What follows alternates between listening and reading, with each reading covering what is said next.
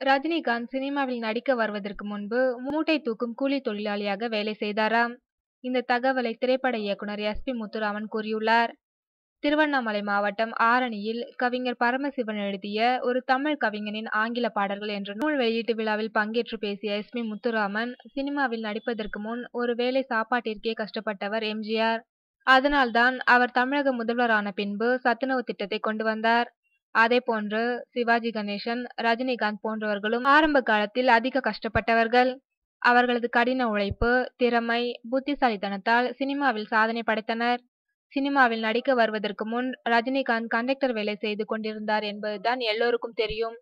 உண்மையில் ரஜினி கண்டக்டர் வேலைக்கு முன் மூட்டை தூக்கும் கூலி வேலை செய்து வந்தார். இதை அவரே என்னிடம் ஒரு முறை கூறியுள்ளார். ரஜினியை வைத்து ஒரு படம் எடுத்துக் கொண்டிருந்தோம். அப்போது அவர் நடிக்க வேண்டிய காட்சியை முடித்துவிட்டு அரிசி ஆலையில் அடுக்கி வைத்திருந்த நெல் மூட்டைகள் மீது படுத்து தூங்கிவிட்டார்.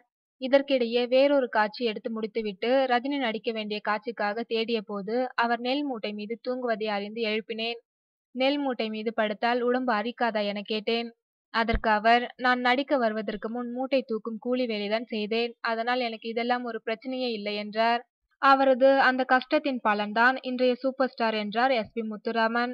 இதனை ரஜினி தன் உழைப்பாளி படத்திலேயே 2 காட்சிகளில் கூறியிருப்பார் என்பது குறிப்பிடத்தக்கது.